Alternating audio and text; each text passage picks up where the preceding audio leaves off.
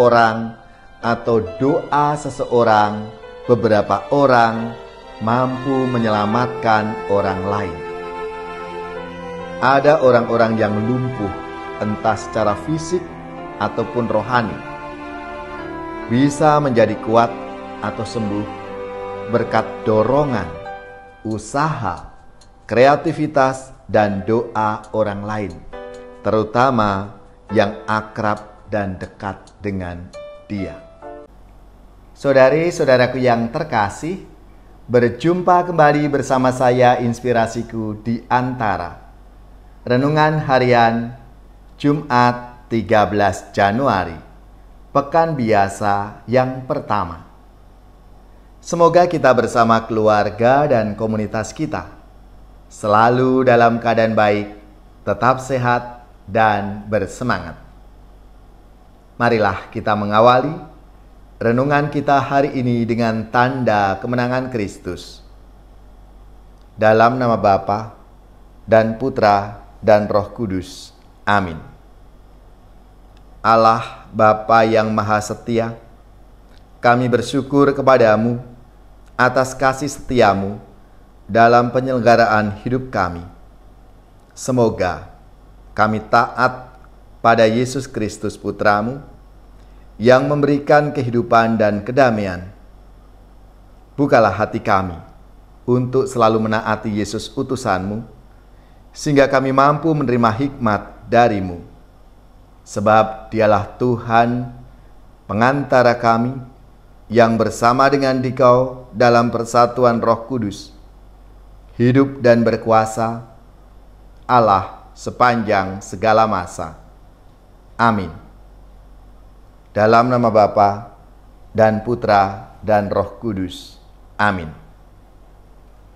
Inspirasi kita hari ini dari Injil Suci menurut Markus bab 2 ayat 1 sampai 12. Marilah kita siapkan kitab suci kita masing-masing. Kita akan membaca bersama-sama lalu merenungkannya. Selang beberapa hari sesudah Yesus datang ke Kapernaum, tersiarlah kabar bahwa ia ada di rumah. Maka datanglah orang-orang berkerumun, sehingga tidak ada lagi tempat, bahkan di muka pintu pun tidak. Sementara Yesus memberitakan sabda kepada mereka, beberapa orang datang membawanya seorang lumpuh digotong oleh 4 orang. Tetapi mereka tidak dapat membawanya ke hadapan Yesus karena orang banyak itu. Maka mereka membuka atap yang di atas Yesus. Sesudah atap terbuka, mereka menurunkan tilam tempat orang lumpuh itu terbaring. Melihat iman mereka, berkatalah Yesus kepada orang lumpuh itu, "Hai anakku, dosamu sudah diampuni." Tetapi di situ duduk juga beberapa ahli Taurat. Mereka berpikir dalam hati, "Mengapa orang ini berkata begitu? Ia menghujat Allah. Siapa yang dapat mengampuni dosa selain Allah sendiri?" Tetapi Yesus langsung tahu dalam hatinya bahwa mereka berpikir demikian. Maka ia berkata kepada mereka, "Mengapa kamu berpikir seperti itu dalam hatimu? Manakah lebih mudah, mengatakan kepada orang lumpuh itu, 'Dosamu sudah diampuni,' atau mengatakan, 'Bangunlah, angkatlah tilammu dan berjalanlah'? Tetapi supaya kamu tahu bahwa di dunia ini Anak Manusia berkuasa mengampuni dosa." Lalu berkatalah Yesus kepada orang lumpuh itu, "Kepadamu kukatakan, bangunlah, angkatlah tempat tidurmu, dan pulanglah ke rumahmu." Dan orang itu pun bangun, segera mengangkat tempat tidurnya, dan pergi keluar di hadapan orang-orang itu. Mereka semua takjub, memuliakan Allah, katanya, "Yang seperti ini belum pernah kita lihat." Demikianlah sabda Tuhan. Terpujilah Kristus.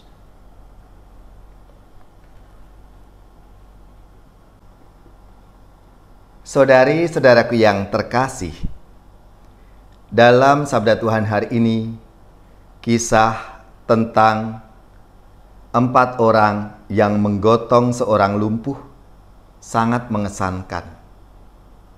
Karena mereka, orang lumpuh itu dapat bertemu dan disembuhkan oleh Tuhan Yesus.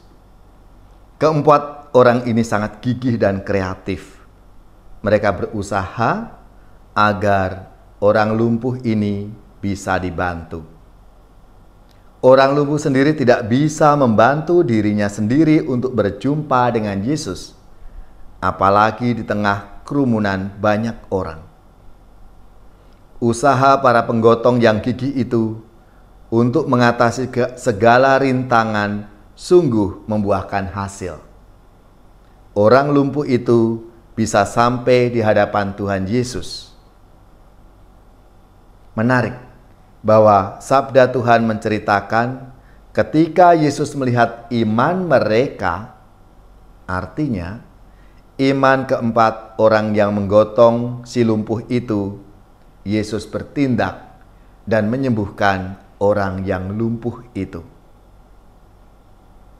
Saudara-saudariku yang terkasih, dari kisah sabda Tuhan hari ini menunjukkan bahwa usaha seseorang atau doa seseorang, beberapa orang mampu menyelamatkan orang lain. Ada orang-orang yang lumpuh entah secara fisik ataupun rohani, bisa menjadi kuat atau sembuh berkat dorongan, usaha, kreativitas, dan doa orang lain, terutama yang akrab dan dekat dengan Dia. Sebab itu, semoga kita peka terhadap kebutuhan orang lain dan berusaha dengan gigih dan kreatif mencari cara untuk menyelamatkan sesama kita itu. Iman kita kepada Tuhan dapat menyelamatkan banyak orang lain yang membutuhkan pertolongan. Saudari-saudaraku yang terkasih, lewat sabda Tuhan hari ini kita diajak untuk semakin terbuka kepada Tuhan Yesus. Kita yakin dan percaya dengan iman kita, kita akan disembuhkan, dan bahkan iman orang-orang di sekitar kita, keluarga kita, teman-teman dekat kita, ataupun saudara-saudari kita.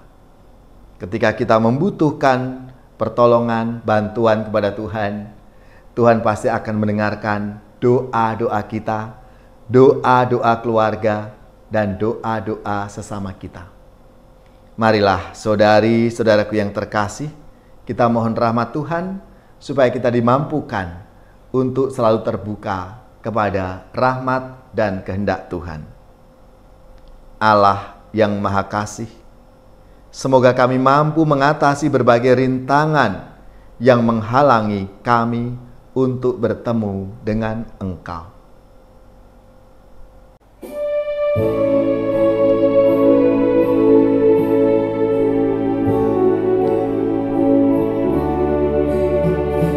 Bahagia manusia yang tidak tuli hatinya, yang mendengar sabda Bapa, tekun melaksanakannya. Sabda Tuhan penuh daya, yang tersesat dipanggilnya, disembuhkannya yang luka, yang mati dihidupkannya.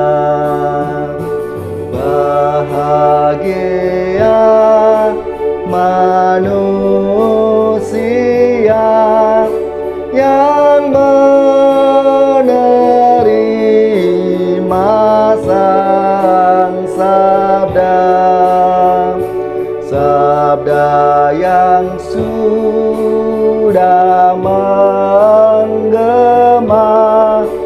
dalam wujud manusia.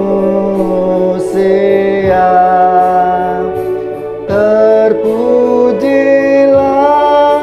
oh Sang Kristus, sabda kekal dan penebus,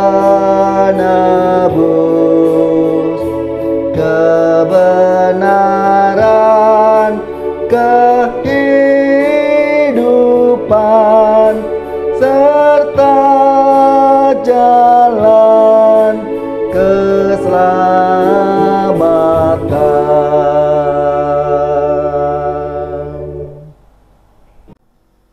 Saudari-saudaraku yang terkasih, marilah kita mengakhiri renungan kita hari ini dengan mohon berkat Tuhan, dan kita akan menerima tugas perutusan. Marilah kita siapkan hati kita untuk menerima berkat-Nya. Semoga saudari-saudara sekalian, keluarga-keluarga dan komunitas kita, orang-orang yang kita doakan, mereka yang sakit, yang menderita, seluruh tugas, belajar, pekerjaan, usaha, serta karya pelayanan kita, dibimbing, dilindungi dan diberkati oleh Allah yang Maha Kuasa, Bapa dan Putra dan Roh Kudus. Amin.